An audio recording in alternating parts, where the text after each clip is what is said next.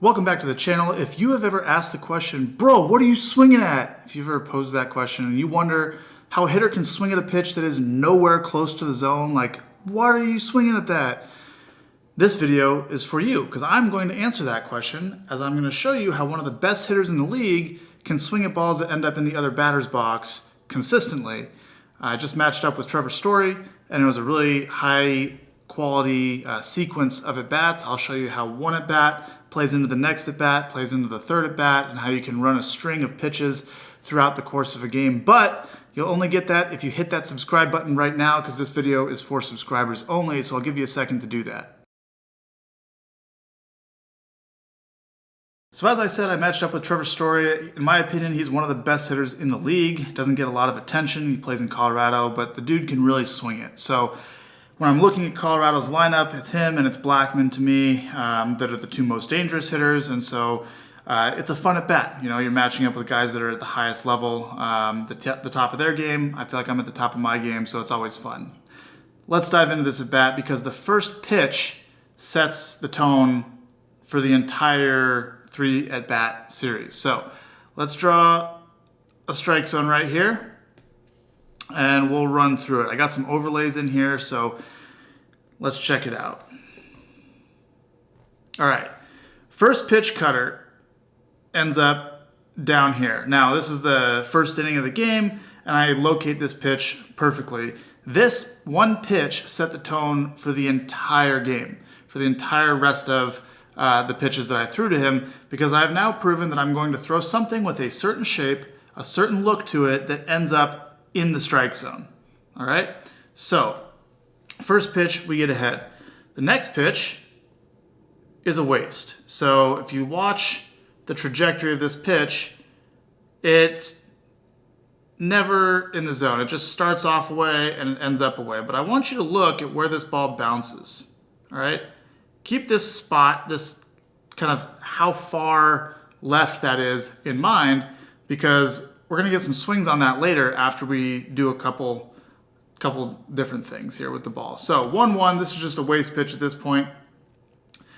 We come back with another cutter that misses the zone, but you can see this one starts off, it looks like it's outside the entire time, but it's not quite as far out, and we get a little check swing here. All right, so he realizes it's not going to be a fastball and gets a little check swing. Now I want you to take a peek at those two pitches. All right, so I've overlaid the first cutter that was a strike and the second cutter that got a little check swing. And if you look at the ball coming out of my hand, those two pitches look identical. Now, one of them, this ball right here, ends up in the zone. This ball that just separated off ends up down over here. But look how close they are coming out of my hand. I mean, you can barely tell that my delivery is overlaid here. You can barely tell that there's two deliveries. So one, the release point on the ball is the same. Next thing you look at is you look at the trajectory of the ball out of the hand. Now, when people talk about tunneling, a lot of times they say, oh, he's releasing the ball in the exact same spot and you can't tell a difference. But if one ball comes out like this and another ball comes out up like that, you can definitely tell a difference. So it's not as much about the release point per se, it's about the trajectory of the ball out of the hand. And look at this, I mean, these balls are identical coming out of the hand. It just so happens that one stays in the zone and one ends up off the plate and you get that check swing. Now, this ball ends up about at this level. All right, so this is still a cutter. This isn't the big sweepy slider. It just happened to have a little bit more movement to it than the first one I threw him, but you can see how similar they are coming out of the hand. So there's pitch number one, like that ball's not even close. How are you swinging at that? And it was just a check swing. All right, let's go on to the next one. So now we're in a 1-2 count, and now I throw the slider that's gonna have a lot more lateral movement to it. And that ends up in the zone. So a slider that ends up in the zone here, let's get a different color on the screen. A slider that ends up in the zone here probably started off inside over here and broke across the plate. All right, my slider has a lot of movement to it, and so that's kind of where it started. And you can see he's out in front of this. This has a lot more lateral sweep to it than he thought, and he hits this right off the end of the bat, but he's able to get a piece of it. Takes a pretty good swing at it, but he's nowhere close to it. So I see that, I read that, and I say, okay, let's throw that pitch again, just get a little more off the plate. And so you see this one ends up, let's get our yellow line up here again. Look at where this ball ends up. Again, it's on this, it's over here. That's how wide it is of the plate, maybe even a little bit further. And you can see, if you watch his reaction, there's a little buy-in and he kind of shuts down, but he saw it and he like triggered on it because something looked like it might be a strike. All right. The initial trajectory out of the hand, you can see it's wide of the plate over here. So it looks like it might be a strike or something similar to the cutters, and you get a little bit of reaction out of him. Now, as soon as I see this reaction over here, he clearly bought into this and realized, okay, anything that starts kind of over here is no longer going to be a strike. It's going to break away from me. And so we come back with a fastball that just freezes him. Now, this is a really well executed pitch. You can see it's just right on the corner of the zone. Perfectly placed pitch. But I knew that it was a free strikeout if I had just got it there, and this is why. Check out this overlay. So here is the slider that ends up way off the plate. You can see it over here, and you can see the fastball that ends up here. But what I want you to see is, look how close these are coming out of my hand. I mean, they're pretty much identical. My release point's slightly different, but the trajectory, the height of the pitch coming out, they're touching each other. And then one fastball ends up here, and the other slider is slower and ends up way over here. Look at the difference. That's more than a plate's worth of difference. Now, this is the reason why. If you look from over the top, okay, I'll draw a diagram over here. Here's the mound. Here's the plate. My fastball is going to start on this trajectory, and it's going to run a little bit to the arm side. My slider is going to start, if it starts on the same trajectory, it's going to end up breaking way over here. My slider runs this way about 17 inches on average, and my fastball runs this way about 8 inches on average. So you're looking at 25 inches here. The plate is 17 inches wide, okay? So there's a lot of room out here where I can start a fastball. Now let's go back on our diagram real quick here. If we use the same thing, if I start a fastball, if it runs 8 inches, I'm starting it here on this line, and it's coming back to be a strike. That's 8 inches. If I start a slider inside of that on a different trajectory, it looks like a fastball that might end up middle. However, it's going to sweep over here, and this is going to have 17 inches of break. So depending on how far inside of it, inside of this line here, I start the slider, it's going to look like a fastball here. If I start at 8 inches inside of the fastball line, it looks like it's a fastball. It's going to be middle. But then it ends up 17 inches, 8 inches here, and another 9 over here. It ends up 9 inches off the plate and a lot slower for a swing and miss. So there's a lot going on here that you end up getting this strike because he sees the slider and is like, oh, that's nowhere close. He sees something that's outside of it and thinks ball because it's going to break over this way, and it comes back and it hits the zone. All right, so that's at bat number 1. Really well executed on my part, I think, reading the hitter's body language. Now let's see. At bat number 2, we got runners on. We got Hampson over here on second. And first pitch. Okay, you get a check swing. And you might say, now how the heck did you swing at this pitch? This is a cutter, 85. This isn't the one that sweeps a lot. The slider sweeps about 17 inches. The cutter sweeps this way, maybe 5 inches, all right? But you see where this pitch ends up, and you get this check swing, and you say, now how the heck could you swing at that first pitch? That's nowhere even close. But remember, what is the last pitch that he saw? The last pitch he saw was a fastball right down here. So I've overlaid those two pitches, and let's look at this. Here it comes out of my hand, and these balls are on top of each other. How are you supposed to tell the difference between the fastball? How are you supposed to tell the difference between the fastball that you take for strike 3 right here and the very next pitch that you see looks identical until it's way over here? Now, if the fastball runs this way 8 inches, let's draw a better 8 on the screen there, 8 inches, the cutter is going to run this way about 5 inches. So there's 13 inches of difference there, and you can see, you know, this is about 17 inches. This is about a plate's width off by the time it crosses. So this is pretty close, and you can see why, because these pitches lay on top of each other the entire way. Okay, so that's strike number one. Now what happens? Now we get the sweepy slider, and we get a check swing.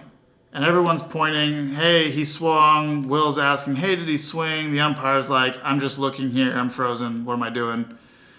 Anyway, so let's look at those two pitches now, because we almost got a swing on this slider that was way over here. All right. Here, now let's take a peek at this. Track this ball right here, the one that's inside, goes away. They look pretty similar. The one that's inside ends up sweeping off more. The one that's outside gets the check swing. And you get basically the exact same action here, which is a check swing. Now this illustrates a point, and this will actually illustrate a little bit better. Now check this out. All right. This is the one I want you to track. Inside ball here, watch what it does. It ends up crossing and going outside. Now this is the fastball overlaid from the first at bat that he took for strike three. Now the fastball starts outside and ends up being a strike. So this pitch here looks like a fastball that would end up being more over the plate, but it's a slider. So it starts inside of the, it starts inside the fastball line and moves this way. The fastball starts outside the slider line and moves that way, and creates a lot of confusion. You can track these balls and see how they crisscross and why you may get this check swing on a pitch that ends up nowhere close to the plate. All right, so now we're in a 1-1 count. We didn't get the check, we got the check swing, but we didn't get the swing. So now we come back with 97, and we get a really good swing, but this ball is just by him. He's seen slow going this direction, and he's taken one hard pitch down here, but he hasn't seen a fastball yet, and you can see this ball just gets by his barrel. This pitch sets up the next pitch. You get the slider that ends up, look where this pitch ends up. I mean, this pitch is, let's go one more, this pitch is way over here. That's more than a plate's width off of the plate. But we get the swing. And why did we get the swing? Because look at how these things overlay. I mean, how are you supposed to tell what pitch is what? I mean, they're literally on top of each other right there. It looks like one baseball. And then you end up with the fastball at 97 here and the slider at 82 over there. But they look identical.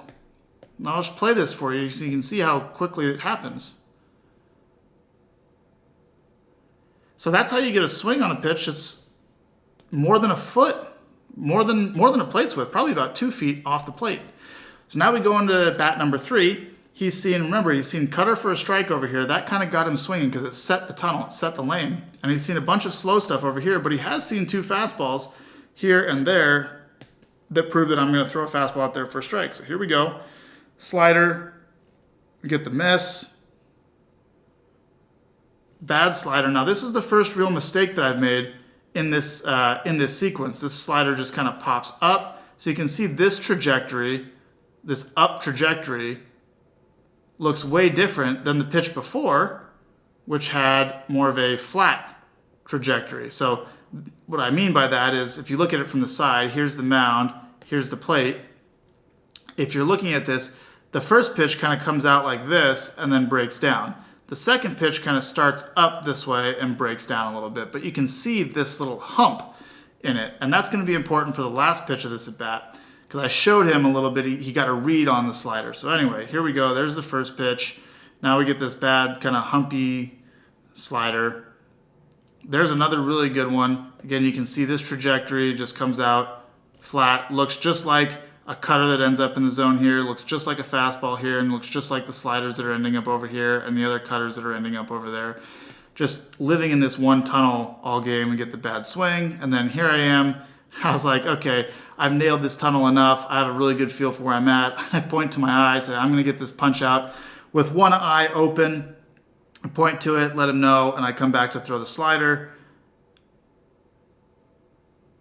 And I miss, and he puts it in play. Now, The reason that I pointed out the trajectory is, watch, this ball pops up, so you can see that hump.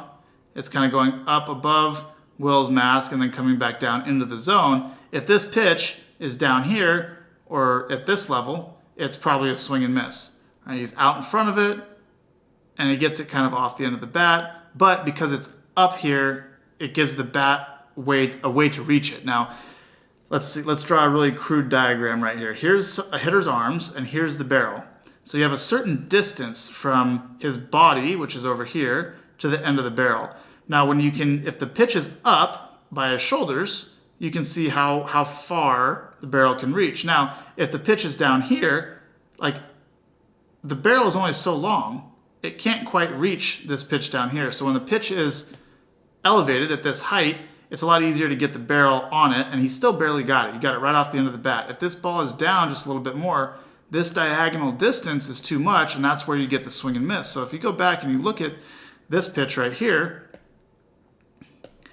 you can see this pitch is down. It's at the same side, but the height is much different, and you can see he just runs out of room. The barrel is just not quite long enough, even with him bending over, to get to that ball. So there's a lot of things at play here. The main takeaway from this is, if you have your plate right here, let me draw this in a better color so you can see it.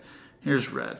If you have your plate and you have your mound over here, there's some games that you can play by starting a ball on that trajectory, starting a ball inside of it and breaking it off, or starting a ball inside of it and breaking it off, getting a take, and then starting a ball outside of that trajectory and bringing it back to get a freeze. I call it crisscrossing the corner, and that kind of explains how you can get a swing on a ball that's way out here, because it's starting inside and breaking out, whereas a fastball started kind of outside and broke back, and it creates a lot of confusion, as you saw with the overlays. So hopefully you got some value out of that. I thought it was a really interesting sequence of events, how you can kind of play the first pitch of an at-bat through a sequence of a whole game, how you can play the last pitch of an at-bat into the next pitch of the next at-bat. I thought it was a really interesting thing, and that's why I wanted to break it down and share it with you. Hopefully you enjoyed it, and let me know if you like this type of stuff. If you want me to do more technical breakdowns like this, leave me a comment down below, and I'll see you guys in the next video.